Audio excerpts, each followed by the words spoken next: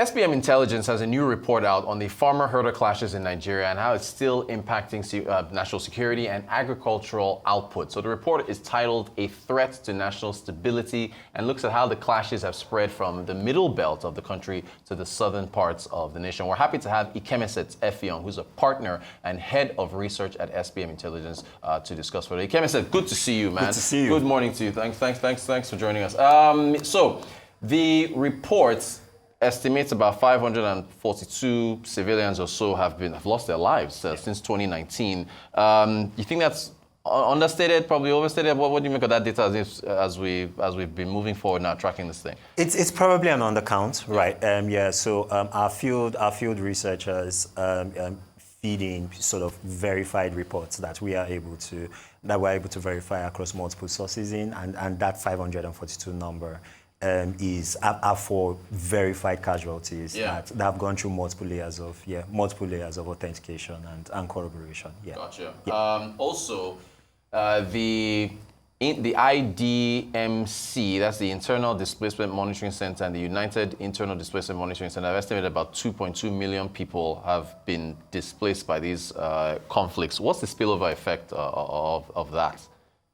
Obviously, so there are a couple of things, right? So obviously, from the security end, right, displacement obviously is a humanitarian crisis that needs to be managed. So that would obviously have an impact on the federal government as well as Nigeria's multilateral partners' budget lines, because those people have to be provisioned for in some way, shape, or form. So that represents a dislocation of national resources, which would probably be better allocated to things like infrastructure, growing agriculture, improving education, and all of that.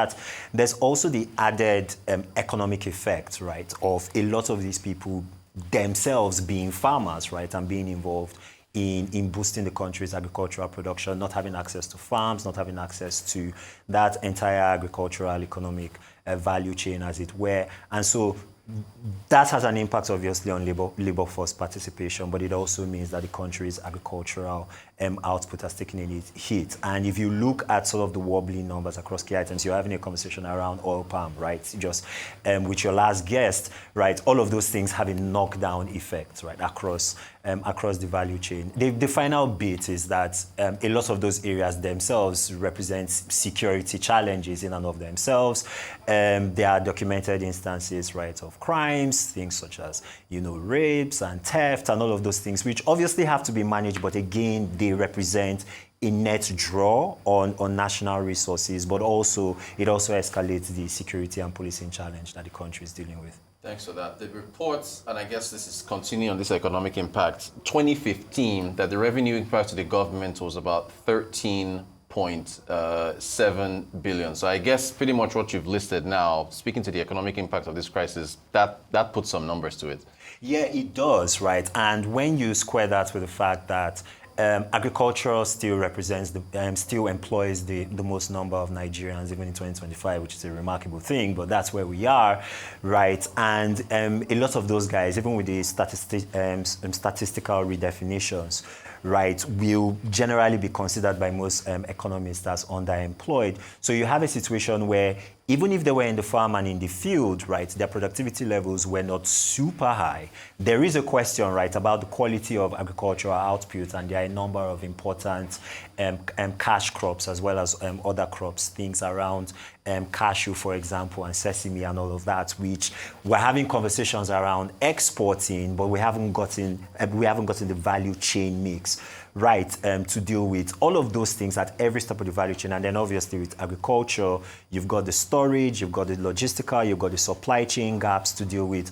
All of those represent net minuses on the national, to our national accounts. And, obviously having this security challenge, right, stacked on that is obviously very concerning. I think we put this up. We extracted an image from the report of the anti-open grazing laws, and you showed some states. How is that? Because your report analyzed that. How is this working out with respect to these anti-open grazing laws? So we're looking at about 17 states that have enacted anti-open grazing laws. A little, I think only about 13 or so of them, right, have actually started implementing on the ground. If we remember the National Livestock Transformation Plan, especially during the heyday of those conversations in 2022 and early 2023, I believe the plan was to have a little over 450 grazing reserves scattered across the country. The politics around that conversation, the fact that the plan itself has been relatively under-resourced, and obviously the carryover from the last administration to this administration and the relative lack of political capital that has been assigned to it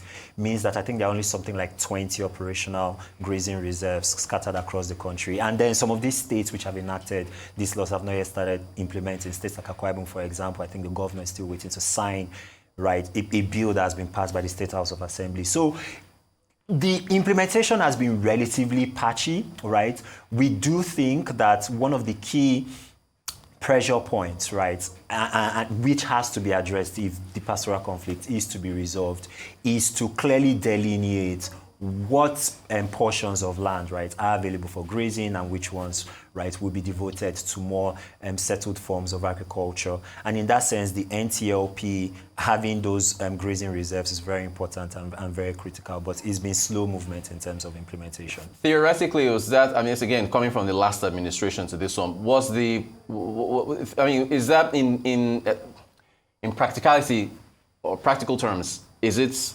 sound, the anti-open grazing laws? Could it work, if as everything you've put out, if the governors step up, sign, and we talk a lot about how there's so much arable land in Nigeria, but then there's a question of how much of it these livestock can feed on. Is it sound? The plan in theory makes sense, right? Yeah, you want to ensure that those rights of ways are clearly delineated. For us, the best case would be to definitely delineate land that is available for grazing and land that's available for agriculture. So those pressures that come from those two aspects of the agricultural value chain, and let's not act like, a lot of the guys who are grazing cattle don't also make an economic contribution, right? Because they do, right? Yeah, but the key thing is to separate those communities, their religious, their ethnic layers, right, that are obviously overlaid off of this, and this has spilled into the politics of the implementation. But in theory, the plan makes sense. As always, the devil is in the politics and in actually implementing.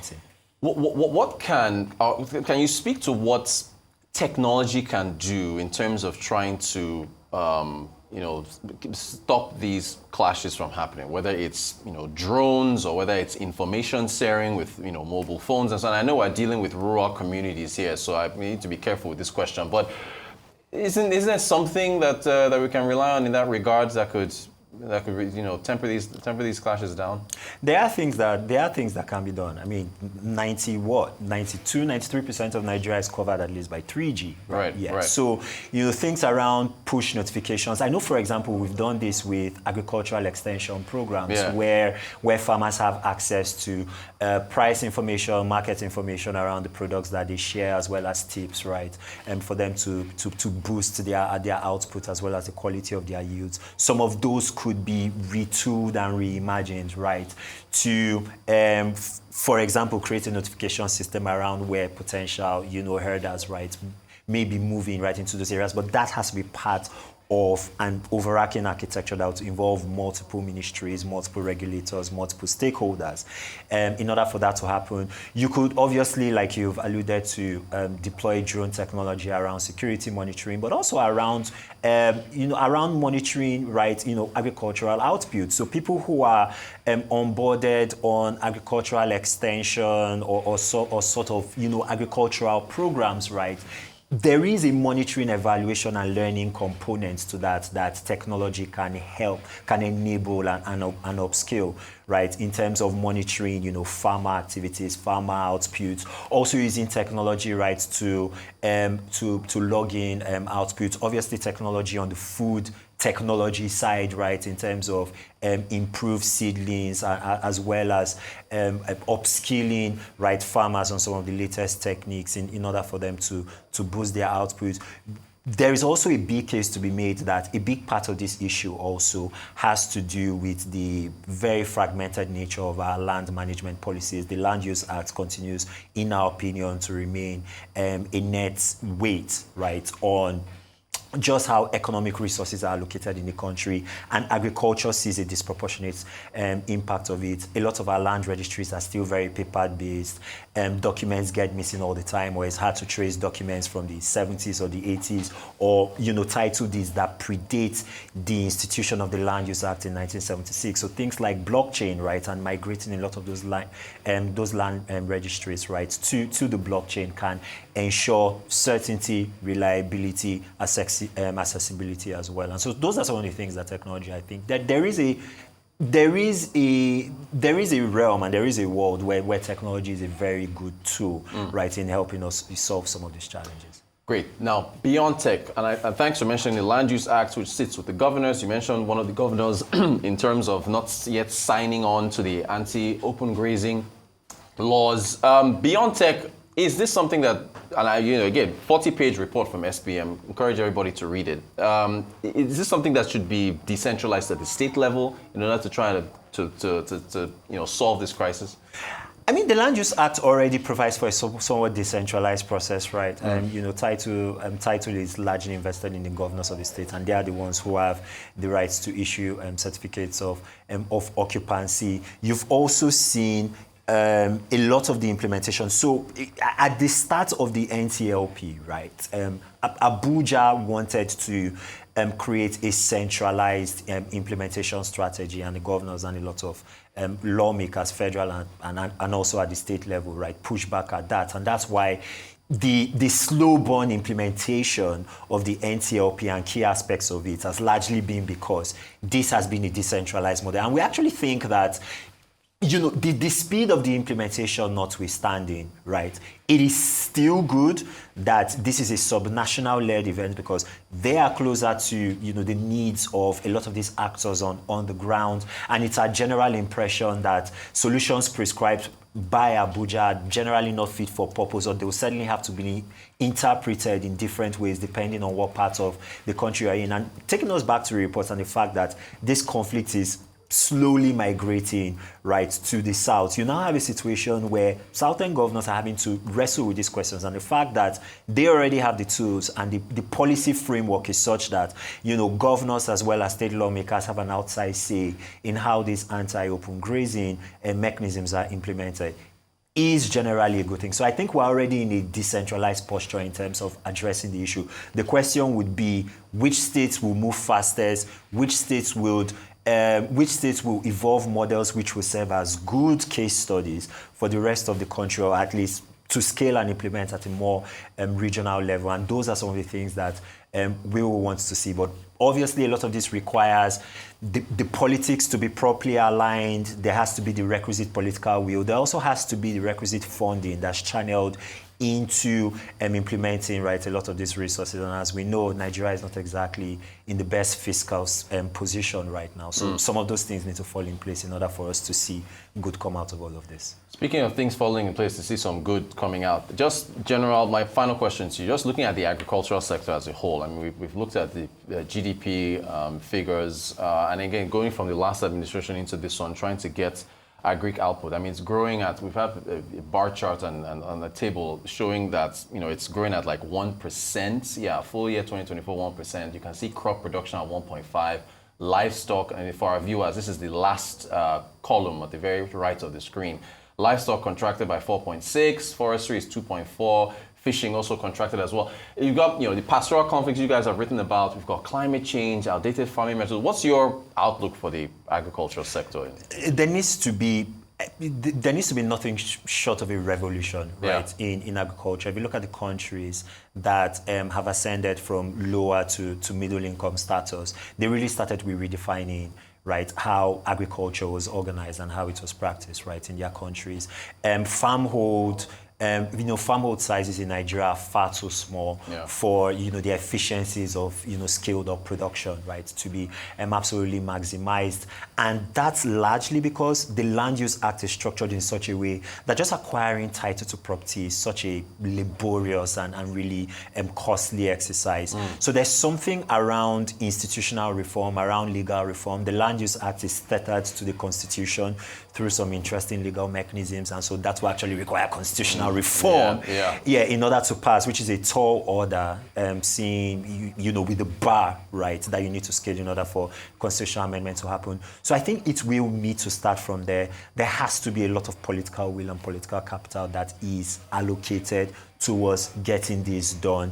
A lot of the efforts that we've seen in the past have been focused on the methods and the techniques and the tactics. Give people more tractors, give them, access to better seedlings, give them access to better farming and financing mechanisms. But the key thing is Nigerian farms are far too small. Many people still approach agriculture from sort of a subsistence, right, perspective with just a little surplus in order to sell to the market. We need to create the policy and the operational and the regulatory framework in order for real big business, right, to get into agriculture and for some of those efficiencies to be unleashed. I'm just thinking about Teco and I'm like, they've been around for 45 years. 45 years, right? Dealing with this sort of operational framework, right? We need a few rock stars, right, to come up, right, within Nigerian agriculture, and that will not happen if the right legal reform enabling people to be able to buy out people, turn a lot of these small holdings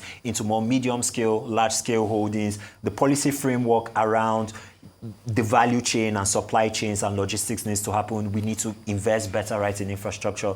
If all of that doesn't happen, right, agriculture will continue to be a net laggard. And if you look at the broad categories of agricultural services and industry, right, agriculture has been the laggard for the longest time because a lot of reform has happened on the industry and on the manufacturing side. Very little attention has been paid to agriculture, and we need to start doing that. Hey, you mentioned rock stars. SBM Intelligence, you guys are rock stars when it comes to think tanks and all these reports you put out. Very, very informative. Ikemesit Effiong, partner, head of research at SBM Intelligence. Thank you so much for joining us. Great report, and thanks for your time. It was a pleasure.